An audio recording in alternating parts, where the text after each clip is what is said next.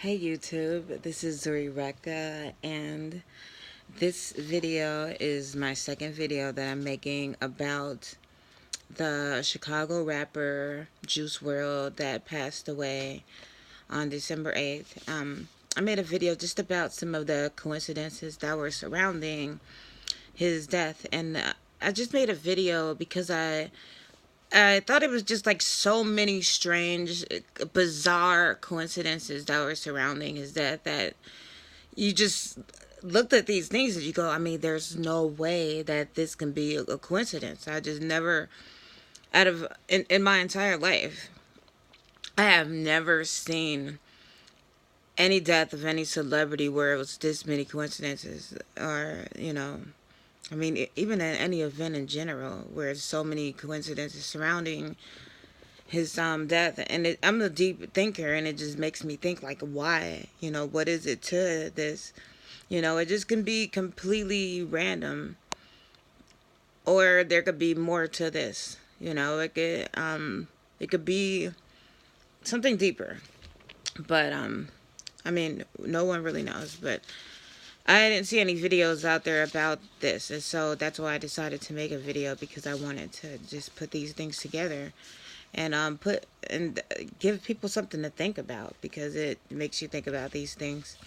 So here's my list I have of the coincidences surrounding the rapper Juice Wrld, his death. And the first coincidence that I talked about in the last video that I made was that he was 21 years old. And as most of you may know, that he died 6 days after turning 21 years old on December 8th, which is also the birthday of Nicki Minaj, someone that he had worked with this year and had a really close relationship with. And also, he died on the same day as music legend John Lennon, and he made references to John Lennon. And one of the references that he made to John Lennon was in one of his songs. He made a reference, and I believe that it was that he was jealous, like John Lennon, and he actually, on the day that he died, had made a reference to feeling like John Lennon, and that was on some footage that was, I think, recorded in his final moments before his death. So those were just really strange coincidences. And there were so many more surrounding his death, such as Lucid Dreams, the song. And from what I understand, I don't know much about this music because I'm a lot older and I just don't really listen to a lot of music anymore. But I guess there's something called emo rap. So I guess it's where they just talk a lot about death and stuff like that. I guess it's like rock music. I do listen to a lot of rock music, so I understand the emo culture. And I guess that's what his whole thing was. So in the song Lucid Dreams, he just talks a lot about death and dying, and it's about him having a heartbreak, and just wanting to be taken out of his misery, pretty much.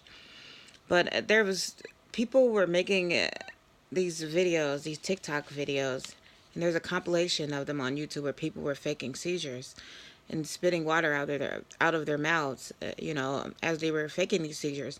And it was coincidental because the rapper was found with blood coming out of his mouth, and his death was resulted from a seizure. So that was just a crazy coincidence that he died from a seizure. And people have been making these videos where they were, imitating people having seizures, and for him to die from something like that is just insane.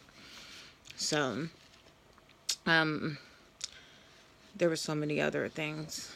He had did the interview on the Breakfast Club back in April, where he spoke with Charlemagne the God and DJ Envy. And in that interview, he's speaking about being able to get away from Chicago and the lifestyle, and leaving that hood and the life behind, and not just something along the lines of that, not wanting to just try to keep it real, but feeling in a way fortunate being able to leave that and being able to get away from it and be in Los Angeles. And the irony of that is, I mean, it's just obviously that he died in Chicago, and it connected to drugs and guns, and that's the very lifestyle that he was trying, that he wanted to escape. You know, is I'm from Chicago, so I know, and I'm from the south side of Chicago, from the Robert Taylor Project, so I know that lifestyle with the guns and the drugs and the violence and the gangs and all of that. So I know what it's like. I escaped when I was 14. I left and I haven't looked back. I think I moved back one time, but I was like, I'm out of here. I just couldn't. It's just such a crazy environment to be in, and it's just really unfortunate that he still succumbed to that. Like I said in my last video, it's almost like the final destination in a way for some people. When you leave that environment, you get out of that, you escape that. Like you escape that plane crash in the movie The Final Destination, but then he still ended up, dying eventually anyway. It's like death caught up to him, and that's what happened in this case, unfortunately. And he just spoke about what other things. He just spoke a lot about in that video, in that interview, how he didn't have any friends or anything like that, which I thought was ironic considering that, in the reports, he was allegedly or supposedly surrounded with friends. So it's like the video, he said he pretty much cut all his friends off. So it was just like, okay, well, if that was the case, then none of those people that he was with were really his friends. So that was something that I thought was really interesting. And some more things that I discovered is that he's talking a lot about and I'm looking at a lot of there was a video where on YouTube where he is on a beach and there's like candles lit and fire, and I think somebody said there was like some dead animals, dead birds or something, and he's like saying that he's my hat fell off. My hair looks crazy.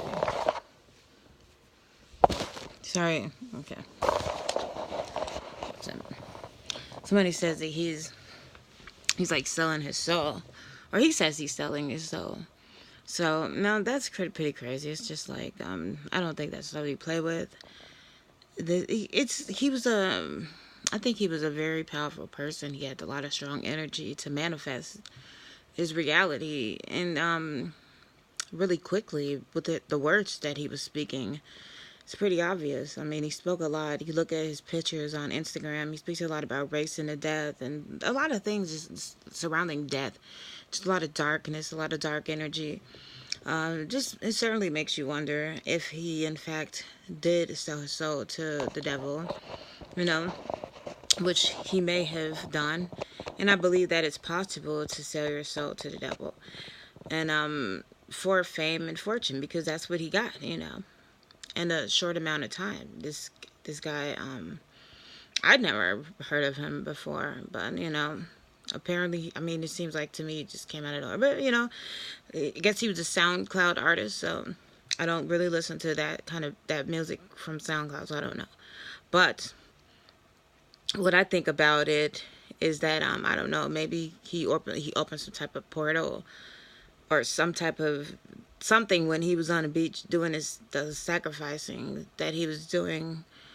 So I just want people to you should be just careful about that kind of stuff. And I don't know, it's just really sad, and it's really coincidental. I mean, all of these things happening, it's just,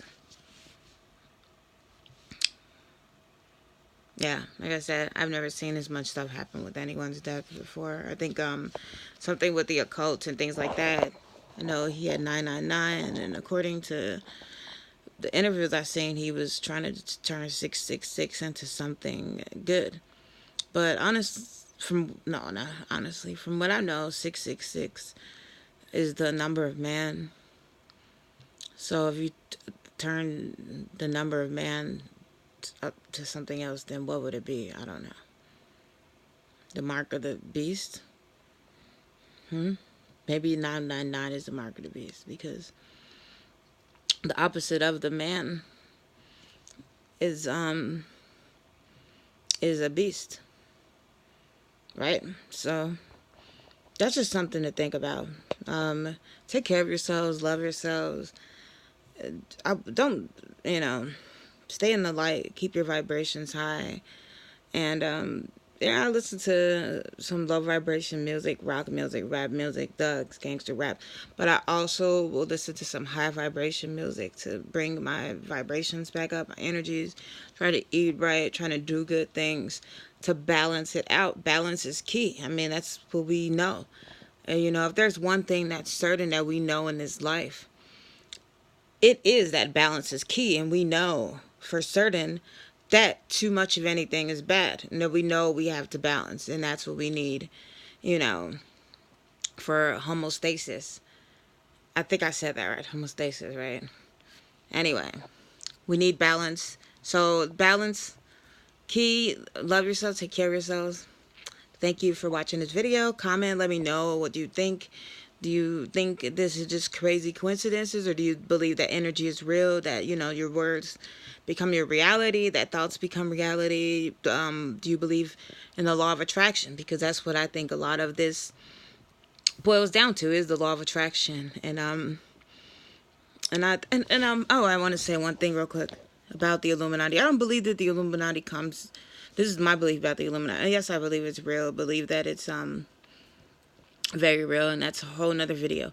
But I believe that they control people through different means. I believe through the music, and I just don't know if it's some person actually comes out there. I think it's more of an energy. It's something, some type of spirit. But I don't know. If you understand what I'm saying, what I'm trying to convey, then maybe you could help explain it for me. But that's just my feeling about it. It's like some type of energy. So anyway, let me know what you think. Thanks for watching.